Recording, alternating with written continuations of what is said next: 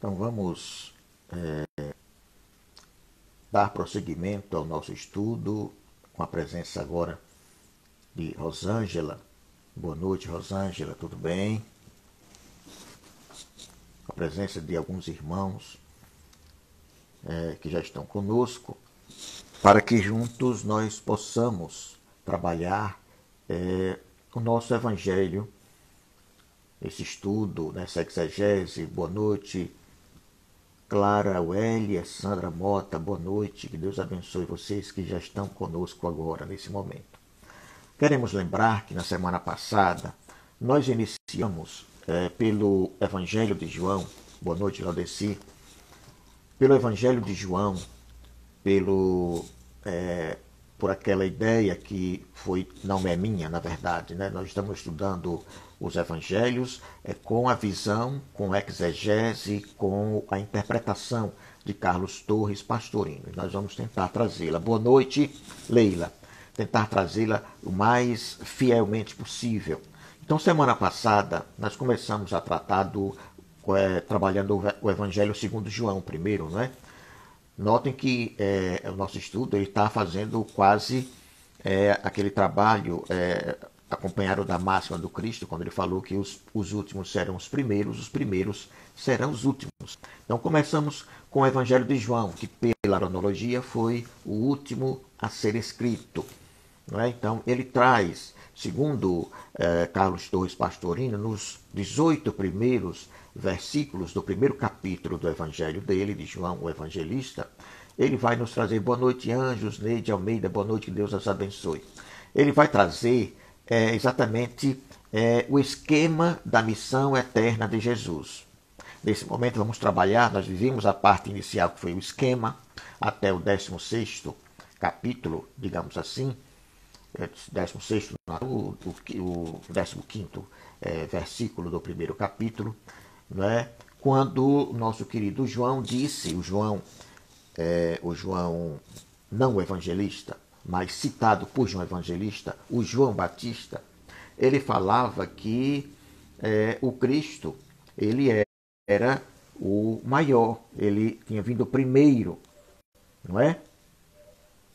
E ele havia dito que ele era o Filho unigênito. Ele havia dito que Jesus, chamado Cristo,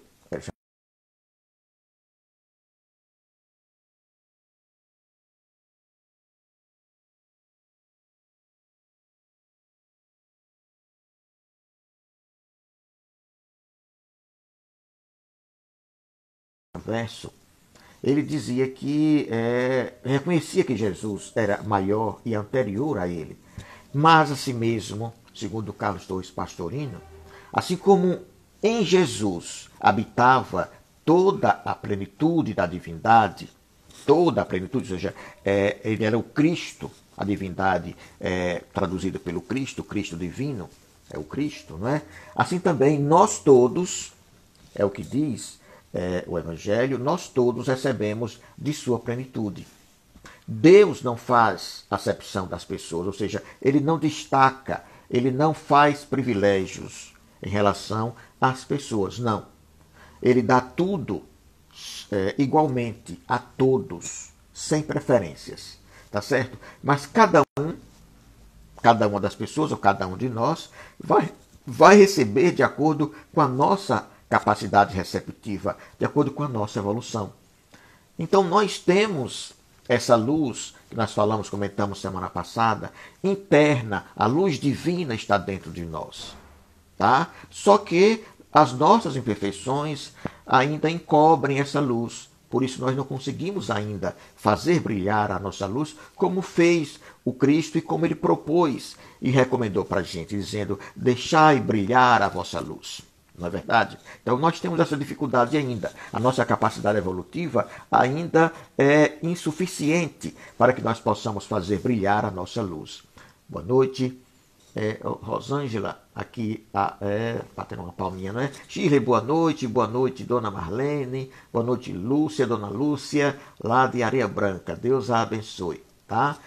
Então, nós vamos entender agora o que é uma coisa interessante, porque isso também que ele afirmou da questão da plenitude divina em nós, também vai afirmar o evangelista, o João, que de sua plenitude, ou seja, da plenitude divina, todos nós recebemos, e graça por graça.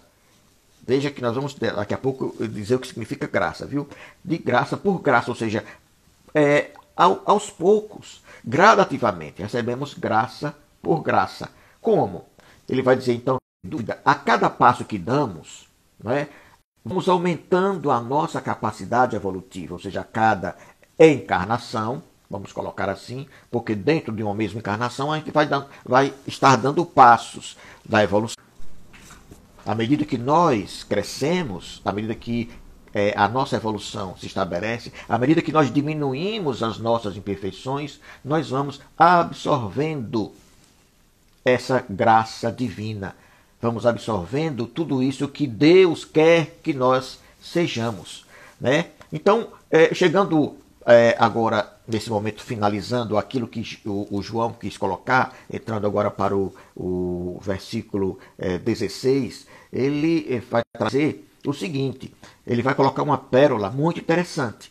Ele vai dizer, porque a lei, olha só, porque a lei foi dada por Moisés, mas a graça e a verdade vieram por Jesus, o Cristo.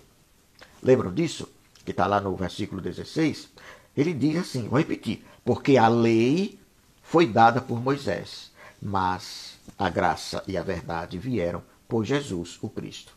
Então não percamos de vista que graça, em grego, vai exprimir o sentido de benevolência, de boa vontade.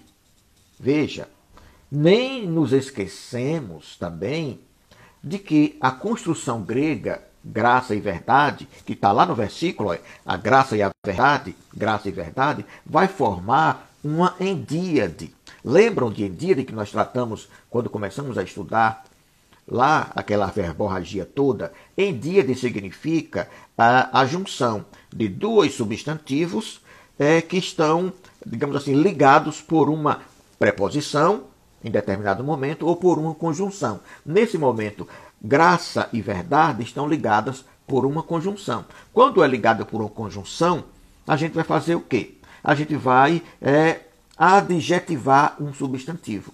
Então nós vamos pegar o quê? Vamos dizer que, como graça em grego significa benevolência, significa boa vontade, então vamos formar um endíade e vamos trazer o significado assim. O sentido que legitimamente pode se deduzir é o seguinte. A lei foi revelada por Moisés. Qual foi a lei de Moisés? A lei de causa e efeito, não foi? A lei do olho por olho, dente por dente, não é? A lei que foi implantada para os homens. Os homens eram selvagens, quase selvagens naquela época, não é? Quase um século antes do Cristo, então eles eram ainda de corações muito duros, né? Eles tinham uma dificuldade muito grande para entender ainda o que Moisés trouxe com relação ao Deus único. Tinha essa dificuldade. Boa noite, Danilo, Gilvan, boa noite, Luiz Maia, muito bem. Então, a lei que Moisés trouxe foi essa, mas ele acrescenta a verdadeira benevolência, ou seja, a graça e a verdade, que pode ser traduzida assim, a verdadeira benevolência veio com Jesus, o Cristo. O que nos ensinou o Cristo, o quê? A misericórdia, isto é, o segredo para que nós nos libertemos dessa lei. Como assim? Olha, Lenóia aí. Como assim? Olha, a lei foi dada por Moisés, a lei de causa e efeito. Ele trouxe para nós. Tanto é que ainda hoje se pratica essa lei, porque o pessoal levou muito ao pé da letra também, é claro, lá no mundo árabe, naquela região ainda por onde Jesus andou. Não é? Quando um ladrão rouba, o que é que eles fazem? Ele pega a mão do ladrão e corta a mão. Para eles ali é o cumprimento, vamos dizer assim, o cumprimento literal da lei de causa e efeito. Tá? O que nós podemos então extrair daí? Que essa lei dada por Moisés aos homens, ou seja, para que os homens fossem mais regrados, tivessem mais restrições nas relações entre eles, tá? Moisés precisou estabelecer essas leis duras, leis muito fortes, muito firmes. Ele foi o legislador humano. No entanto, Jesus veio trazer a graça, a verdadeira benevolência, que é o amor, que é a tolerância, que é a compreensão, que é a indulgência. Tudo isso junto, gente, é o quê? É amor, é caridade, tá certo? E é a misericórdia divina, ou seja, é colocando essa parte divina em nós, a plenitude de Deus em nós, essa luz que precisa que nós façamos que se acenda, aliás, já está acesa, mas que ela brilhe, ou seja, que nós descobramos o véu que existe em nós das impurezas, das imperfeições, e aí a nossa luz vai brilhar. Porque quando nós fazemos isso acontecer, as virtudes começam a surgir límpidas, né, em prática, vibrando em torno de nós. Então aí nós nos libertamos do jugo dessa lei mosaica, da lei de causa e efeito. Como é que a gente se livra? Porque a lei de causa e efeito é como se fosse um círculo vicioso. A gente pratica um erro contra alguém, esse alguém vem, quer se vingar, a gente, por nossa vez, vai se vingar também. Então, é um círculo vicioso. O que é que quebra essa roda, essa corrente, esse círculo? A misericórdia, o amor, o perdão. Não é verdade?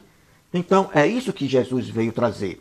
É aí que nós começamos a enxergar a missão eterna de Jesus. Ou seja, a missão de Jesus não é uma missão que se encerrou, digamos assim, ali, quando ele desencarna, ou depois que ele passa mais 40 dias entre os discípulos, depois que ele ressuscita. Não para ali. Tanto é que a palavra, o cristianismo vem, mesmo que aos trancos e barrancos, vem até hoje. E careceu, pela promessa do próprio Cristo, de que viesse um novo Consolador. Mas não vamos adiantar essa parte. Vamos chegar aqui e dizer que é o seguinte, que em todos vamos trazer outra coisa interessante, antes de chegar aí.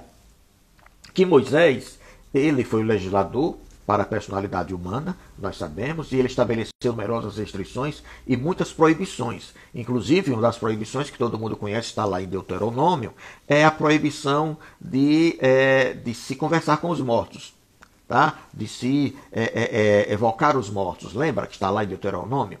Mas era porque os homens abusavam. Depois a gente vai perceber isso, tá? Então, era mais uma proibição para os homens da época, tá certo? Agora, Jesus, ele veio para ser o legislador divino. Ele veio trazer as leis divinas e naturais. E essas leis eram capitaneadas pelo amor. Ele veio mostrar Deus como Pai. Ele trouxe aquela parte em que ele vai mais adiante dizer que eu não vim destruir a lei. Porque não tem como destruir a lei de causa e efeito. Faz parte do processo. Tá certo? Mas ele veio dizer que veio para dar cumprimento a essas leis. Que cumprimento é esse? Para que a lei se cumpra, é preciso colocar mais um tempero. Que tempero seria? O amor. O amor, gente. Que é o quê? É a presença da graça e da verdade, ou a verdadeira benevolência. Tá certo? Então, com essa colocação, a gente vai encontrar no capítulo 21, do versículo 21 do segundo capítulo de Romanos, da Epístola a Romanos, ele diz o seguinte, que o homem insignificante, ele precisa passar a ter uma relação com o Cristo. Tá certo? Era essa a missão. E, por nossa vez, na condição de criatura, veja que nós vamos falar do homem insignificante, que é o homem que ainda não tem, ou não percebe de forma nenhuma a divindade que há dentro dele, que há nele. Mas ele precisa, então, começar essa relação com o Cristo. O Cristo é o quê? A divindade. Lembra que o Cristo é o Filho, é o lar divino, é o amado, é o terceiro aspecto da divindade. Tá certo? E aí ele vai dizer que também a criatura precisa ter uma relação, um contato com o Criador. E esse contato vai ser feito na gloriosa liberdade dos filhos de Deus. Está em Romanos, no capítulo 8, versículo 21. E na segunda epístola aos Coríntios, Paulo vai completar no capítulo 3º, versículo 17, porque onde há o Espírito de Deus, há aí a liberdade. Ou seja, onde há a divindade, ou seja, quando nós descobrimos em nós essa divindade, o Cristo que há em cada um de nós, olha aí nós vamos obter o quê? A liberdade. O Cristo disse, conheceis a verdade, e a verdade vos libertará.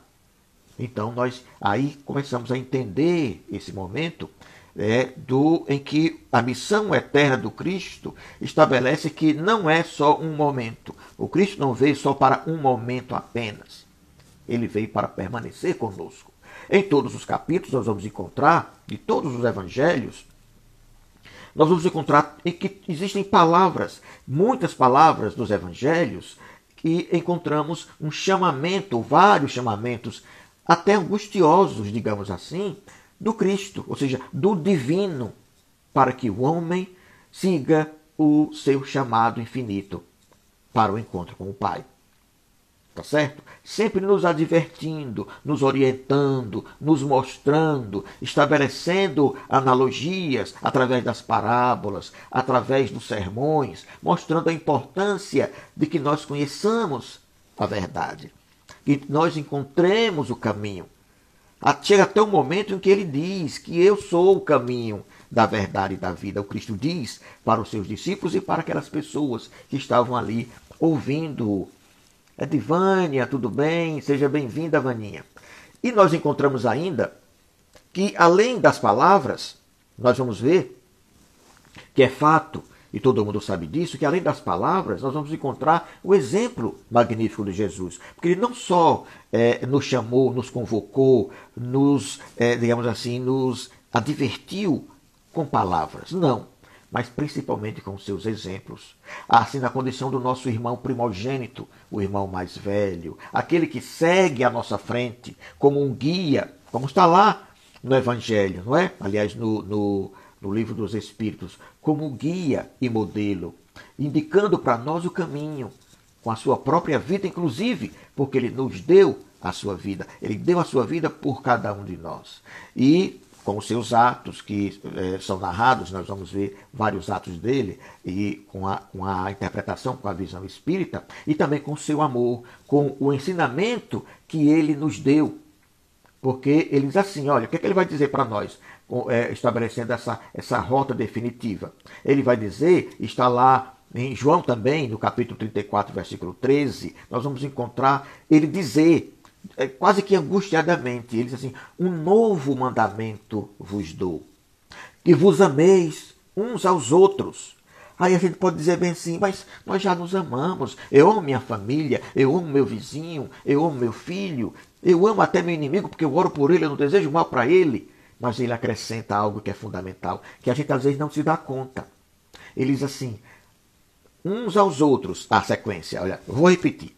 Um novo mandamento vos dou, que vos ameis uns aos outros. E acrescenta, tanto quanto eu vos amei. Não é somente dizer que ama, ou um gesto outro simples, quando nada nos contraria. Não, é sempre. Os discípulos, com as suas ações, contrariaram o Cristo. Quantas vezes eles se atrapalharam e que o Cristo precisou adverti-los. Quantas vezes ele advertiu a Pedro, até na hora que ele foi preso, que nem o próprio Cristo, diga assim, né? Ninguém jamais viu a Deus. Ele diria isso aí por quê? E ele falou que o Filho unigênito, quem é o Filho unigênito? Jesus, não é isso? Que está no seio do Pai. Esse o revelou. O Filho unigênito é o Cristo. É o terceiro aspecto da divindade. Na realidade, Deus, que é o pensamento ou a mente universal, Deus é invisível. É invisível.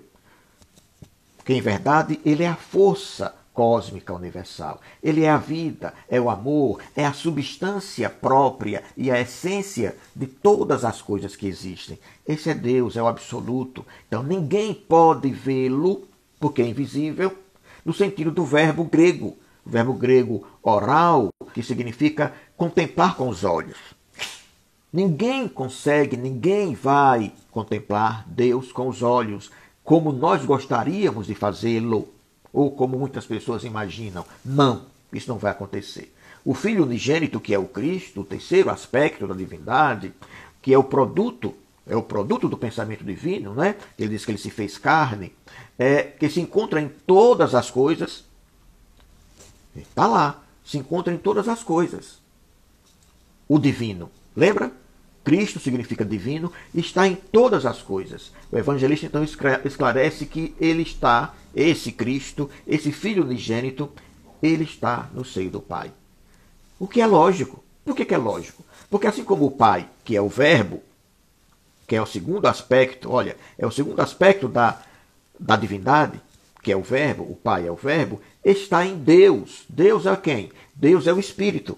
É o primeiro aspecto. Lembra do que nós estudamos semana passada? Deus é o Espírito, o grande Espírito, digamos assim. Né? E o Verbo, que é o Pai, está em Deus.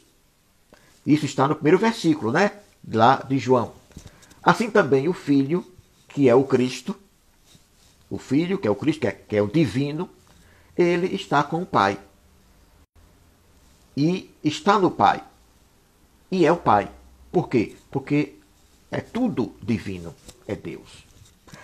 E conforme vamos encontrar no capítulo 10º do próprio Evangelho de Lucas, no versículo 30, ele vai dizer, o Cristo falando, né? No Evangelho de João, João dizendo que o Cristo disse, eu e o Pai somos um. E é nesse aspecto que a gente vai achar, ou melhor, que a gente vai encontrar outros teólogos, digamos assim, né? A teologia basicamente católica vai dizer que Deus é a Santíssima Trindade, né? Deus, Pai, Filho, isso é uma confusão danada, Espírito Santo, que é uma pessoa só. Olha, é um grave erro colocar a questão de pessoa, tá? Porque ele vai dizer também no versículo 14, melhor, no capítulo 14 do Evangelho de João, eu estou no Pai e o Pai está em mim. A gente vê a separação nesse momento para mostrar que eu estou no Pai, é Jesus falando, eu estou no Pai e o Pai está em mim, porque é o divino, é o aspecto divino de Deus que está em Jesus. Por isso ele é o Cristo. E ele é um dos Cristos que existem no universo. Tá certo? E vamos entender que aí são aspectos, não pessoas. Aspectos de um só Deus, de uma só força cósmica. Aí nós encontramos que o Filho, ou o Cristo, que está em todos e em tudo, é que revela. É o revelador. O que está lá no primeiro... Não, no primeiro não. No último versículo do que nós estamos estudando, que é o 18. Ele vai dizer que ele vai explicar, do que em grego explicar, comentar, esclarecer, interpretar, exegesato, ou seja, a exegese, é o exercício do comentário e da interpretação. O que seja Deus, ele vai explicar o Filho ou o Cristo, terceiro aspecto da divindade, está em todos e em tudo, que é o lado divino, está em divino. Então esse aspecto, o Cristo, que se manifestava em Jesus, revela, ou seja, ele vai ensinar que Deus é exatamente isso, que sua manifestação, por intermédio de nos trazer a verdadeira benevolência, a graça e a verdade de Deus que está em nós, que somos os filhos, para convidar-nos a voltar a ser um. Então nós saímos das mãos de Deus, somos criados simples e ignorantes, não é verdade? Então nós precisamos voltar a essa condição agora de pureza. Devemos voltar para Deus com o brilho que Ele nos criou, agora já com a divindade, ou seja, voltar a ser um com Deus. Essa a missão eterna do Cristo, que vai ser corroborada, essa missão eterna de Jesus, na introdução, na apresentação do Evangelho de Lucas. Veja que nós começamos com João, que é o último dos evangelistas, e estamos agora chegando a Lucas, que é o penúltimo. Estamos vindo de trás para frente. Fizemos o primeiro capítulo de João até o 18º versículo, até aí, porque o capítulo é maior do que isso, para trazer essa visão, esse esquema da missão eterna de Jesus. E precisamos completar isso. Veja, lá buscamos agora em Lucas, nos 4 primeiros versículos do primeiro capítulo do Evangelho de Lucas, quando ele vai dizer algo interessante para nós. Vamos entender o que ele vai dizer. Eu vou ler os versículos desse primeiro capítulo de Lucas. Porque lembrem que Lucas é aquele que ele é o grego de verdade, é o grego de nascença. Ele falava o grego porque era a língua pátria dele. Então ele falava muito bem, falava o grego clássico. Enquanto os outros evangelistas foram forçados, digamos assim, a aprender o grego por imposição do Império Romano. Tá certo? Então a linguagem dele era aquela linguagem popular, com poucos recursos. Mas Lucas não. Inclusive, como ele era médico, o Lucas, ele tinha uma facilidade maior de desenvolver um esquema digamos assim, de artigo, né? Como nós aprendemos a fazer um artigo na faculdade. Então, o que é que acontece? Vamos entender o que ele disse. Olha, no primeiro versículo ele fala o seguinte: Lucas, tendo muitos empreendido fazer uma narração coordenada dos fatos que entre nós se realizaram, primeiro versículo, como nolas transmitiram os que foram dele testemunhas oculares desde o princípio e ministros da palavra, segundo. Terceiro agora, também a mim, Lucas, depois de haver investigado tudo cuidadosamente desde o começo, pareceu-me bem, excelentíssimo Teófilo, dar-te por escrito uma narração em ordem. Quarto versículo, para que conheças a verdade das coisas em que foste instruído. Veja que ele está como que escrevendo, vou até colocar agora a palavra de Carlos Torres Pastorino nessa interpretação. Mas veja que ele está escrevendo esse evangelho se dirigindo aparentemente a uma pessoa. Está escrevendo para uma pessoa, para esse Teófilo, que ele trata de excelentíssimo Teófilo. Ele está dizendo aqui. Então, vamos ver que por este prólogo, que prólogo significa prefácio ou apresentação de um trabalho, né? Vamos ficar percebendo que muitos haviam tentado escrever a história da vida de Jesus. É o que ele está dizendo ali, não é? Do que nós lemos. Mas as obras que foram escritas eram desorganizadas, na visão, inclusive, do próprio Lucas.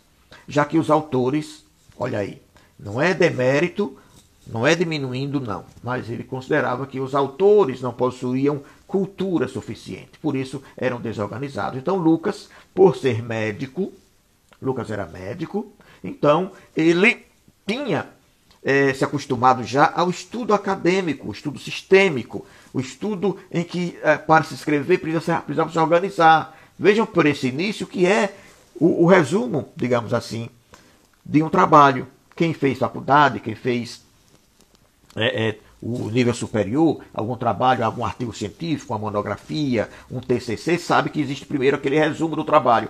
Esses 4 primeiros versículos são uma espécie de apresentação. Tá certo? Então, ele então tinha essa competência para traçar um quadro numa ordem que era mais lógica do que cronológica. Por quê? Porque era difícil, então, naquela época, inclusive, até hoje é também, saber qual foi a ordem dos fatos, porque não havia datas. Não havia datas. Então, é o que a gente tenta, o que ele tentou, no caso, fazer. Então, habituado que ele estava à pesquisa científica, olha os termos de nível superior. Antes dele fazer esse trabalho, ele vai empreender a busca de pessoas, tá? Para entrevistar, para conhecer de perto, porque essas pessoas tinham estado com o próprio Cristo. Então ele buscou essas pessoas que conheciam Jesus de perto e também acompanharam a sua vida até a sua desencarnação, já que o médico, o Lucas, ele era grego e não chegara em momento algum a conhecer o Cristo pessoalmente. Então ele precisava saber das pessoas que acompanhavam. Ele funcionou como espécie de repórter, de investigador, para ir sabendo e escrevendo tudo aquilo que ele fosse apanhando para fazer a biografia de Jesus. Então, pelo que ele narra, por suas viagens, inclusive ao lado de Paulo, passando inclusive por Éfeso, vamos chegar à conclusão de que uma das pessoas ouvidas por Lucas para escrever o seu evangelho foi exatamente Maria, a mãe de Jesus. Porque ela passou, como ele passou nessa cidade ela viveu os últimos anos da sua vida junto com João, o evangelista. Tá certo? Ela viveu com ele até o final da sua vida nessa cidade de Éfeso. Por quê? Porque lembra que o Cristo disse no alto da cruz, ele disse, mulher, eis aí o teu filho, filho, eis aí a tua mãe. Era João. Então ele cuidou de Maria até a sua desencarnação, João Evangelista. E o seu último tempo de vida, seus últimos tempos, foi na cidade de Éfeso. Tá certo? Então a obra, ela é dedicada, vamos entender essa questão do Teófilo. Veja como é interessante, viu? A obra é dedicada a Teófilo. E Teófilo é uma palavra grega. Tá certo? E essa palavra grega significa amigo de Deus. Amigo de Deus. E de modo geral, alguns exegetas, intérpretes, comentadores, vão tratar, entendem que aí se trata de uma personagem real e viva àquela época. É o que eles interpretam. Porque, por causa do título, excelentíssimo. E imaginam, inclusive, que era uma autoridade. E eles dizem até que esse título queria traduzir que Teófilo fora convertido por Pedro em Antioquia. E dele fala uma obra que está lá na patrologia grega, no primeiro volume, dos que nós falamos lá atrás, que se chama Recognitione. E aí, essa palavra significa recordações, tá certo? E nesse livro, eles vão dizer, os intérpretes vão dizer que esse homem era o mais elevado entre todos os poderosos da cidade. É como se, por exemplo, ele fosse aqui o prefeito de Itabaiana. Então, ao prefeito se trata de quê? Vai se tratar o prefeito de excelentíssimo senhor prefeito, não é assim?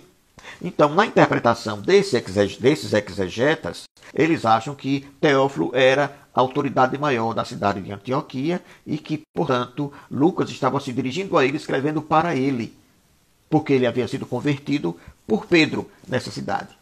É o que esses homens imaginavam na interpretação deles, que aqui o apóstolo, melhor, o evangelista Lucas se dirigia quando, na sua introdução, no seu prefácio ao seu evangelho. No entanto, Carlos Pastorino vai entender o seguinte. Sônia, boa noite.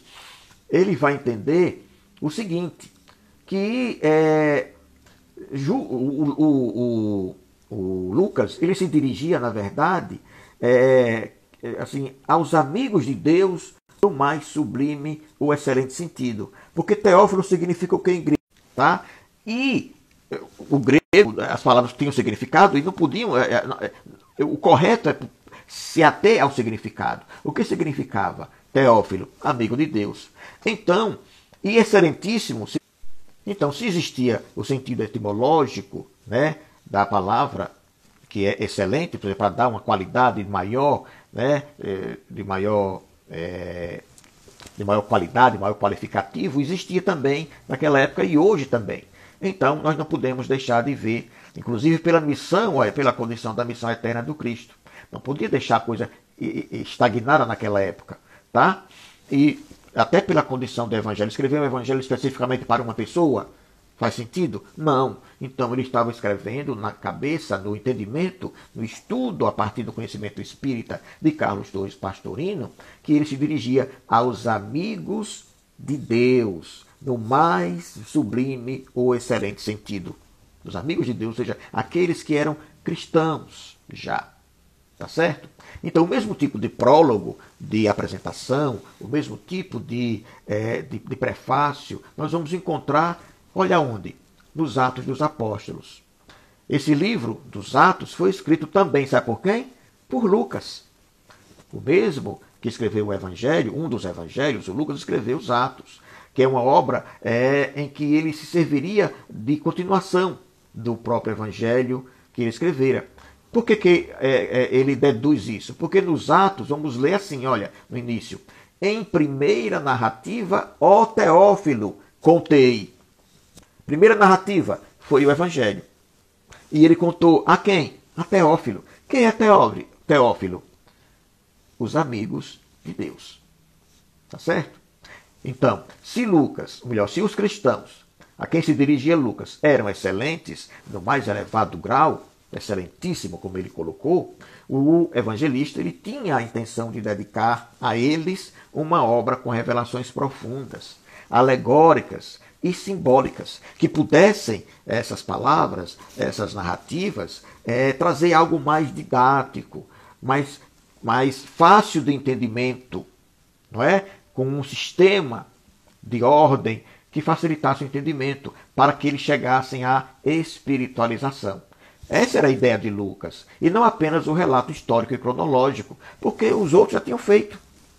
Fazia sentido ele escrever tudo de novo do mesmo jeito? Não. E ele, como médico, como um acadêmico, uma pessoa acostumada a fazer aquele tipo de trabalho, aquele desenvolvimento de um trabalho científico, não é pormenorizado, com todos os assuntos, uma pesquisa científica, então ele fez da forma como ele entendia que deveria ser feito. Então, se queixam alguns exegetas, alguns comentadores, alguns intérpretes, profanos inclusive, de que não há datas nos evangelhos. De fato, não há. E que, portanto, segundo eles, os fatos não podem ser situados cronologicamente na história. Por que não podem? Não importa. Mas eles não escreveram para a personalidade transitória. Os evangelistas não escreveram para aquelas pessoas exclusivamente. Não, de forma nenhuma. Eles trouxeram ensinos para a individualidade eterna. Veja aí o complemento da missão eterna de Jesus, que foi inicialmente colocada por João nos seus 18 versículos do primeiro capítulo. Tá? Por quê? Porque a transitoriedade de passagem pela terra, que enquanto, digamos assim, ele coloca Pedro, inclusive, ele vai colocar na sua segunda epístola atribuída a Pedro, no capítulo 1, versículo 33, ele vai colocar o seguinte, olha, para que vocês tenham ideia de que o evangelho não era para o povo transitório, para aquele momento transitório, não, era para a eternidade. Ele disse assim, olha, enquanto estou nesta tenda de viagem, se referindo a Jesus. Jesus disse isso. Enquanto estou nesta tenda de viagem. Vá lá, segunda epístola de Pedro, capítulo 1, versículo 13. Então, por isso, o essencial era o sentido profundo que se escondia nas entrelinhas. E que hoje nós precisamos ler com mais, ou seja, com mais sentimento, precisamos ler com o coração do que com o intelecto. Por quê? Porque esse encontro do cristão, do novo cristão com o evangelho, precisa trazer uma nova configuração, uma configuração espiritualizante, que remeta o estudioso do evangelho, o que busca o entendimento do evangelho, para que ele vá encontrar-se com o divino que existe dentro dele, com o Cristo que existe dentro dele. Então, quando a gente busca isso, excluindo todas vamos dizer assim, os personalismos humanos, vamos colocar assim, né? Os qualificativos humanos, os defeitos, as imperfeições humanas, quando nós fazemos isso com o Evangelho, o que é que vai acontecer? Nós vamos, aos poucos, fazer aquilo que o Cristo queria e recomendava, que nós deixássemos brilhar a nossa luz. Ou seja, que nós nos espiritualizemos, que nós nos encontremos com Deus dentro de nós.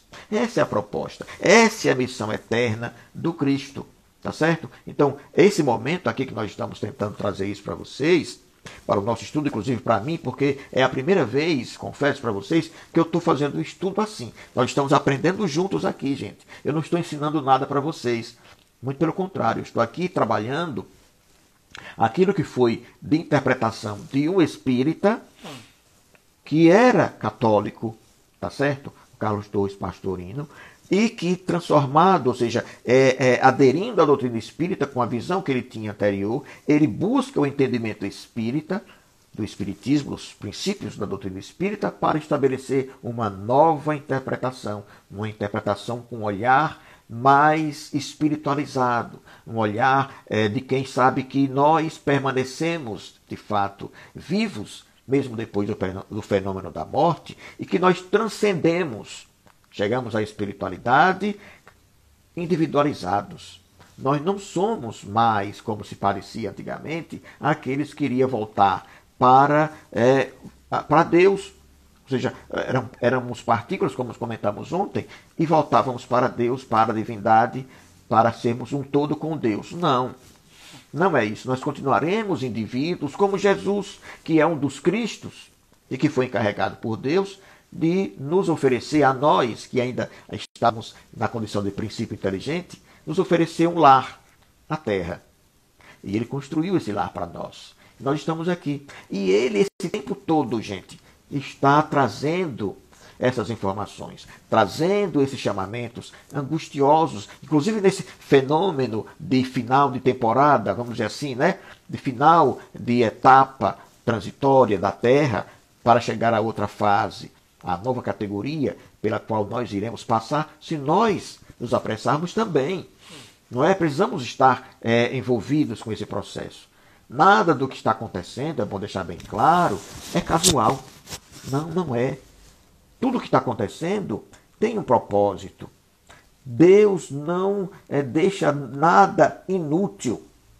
Nada. Tudo para Deus serve para o nosso bem, para o nosso crescimento espiritual. Tudo o que acontece tem um sentido. E precisamos, então, buscar esse sentido. Buscar aproveitar para o nosso próprio bem, para o nosso próprio crescimento espiritual. Tá certo? Então, essas interpretações que nós estamos trazendo, que parece uma coisa nova, mas não é, na verdade é como se fosse uma abertura, um levantar de véus, para que nós possamos enxergar uma parte da verdade que nós não tínhamos ainda. Tínhamos outros conhecimentos, mas essa parte da verdade para nós estava encoberta.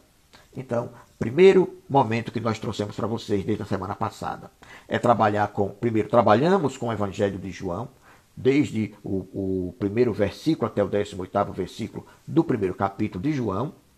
Invadimos agora os 4 primeiros versículos do Evangelho de Lucas para montar esse esquema que demonstra a missão eterna de Jesus. Qual é a missão eterna de Jesus? A missão dele é que ele quer que nós sejamos levados. Por isso que nós somos o rebanho de Jesus. Por isso que ele disse, olha que coisa linda, o Cristo disse que nenhuma das ovelhas que meu Pai me confiou se perderá. É a missão dele. Então ela é eterna. Porque se a missão dele tivesse terminado lá, e qualquer um de nós, de certa forma, pelo erro que nós cometemos, um pecado capital, um pecado gravíssimo, nós fôssemos levados para o inferno, a missão de Jesus seria um fracasso. Verdade ou não é? Então, não é assim. Nenhuma das ovelhas vai se perder. Tá certo? Agora, ele não vai interferir no nosso livre-arbítrio. Deus não interfere. Ele espera. Por isso, são sinais, são pedidos, são chamamentos angustiosos, como diz o nosso querido Carlos Torres Pastorino, em várias passagens do Evangelho, para que nós possamos nos ligar, para que caia a ficha em nós e nós possamos, então, entender os chamados do Cristo. Em todos os seus sermões, nas 49 ou 50 parábolas, como diz nos seus evangelhos, tudo aquilo ali é chamamento, é mostrando.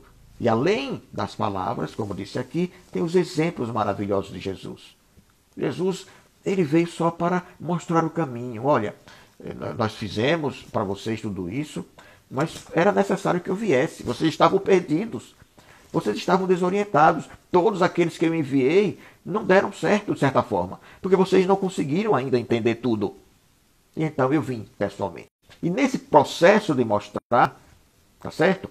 Com atos, ele também ensinou com palavras, didaticamente, usando das parábolas e dos sermões para que nós pudéssemos abrir os olhos. E mesmo assim a gente ficou meio aqui, né? Nós vamos trazer na próxima semana, desculpem de vez em quando está dando uma paralisada, é a minha internet, viu gente? Não é de vocês não.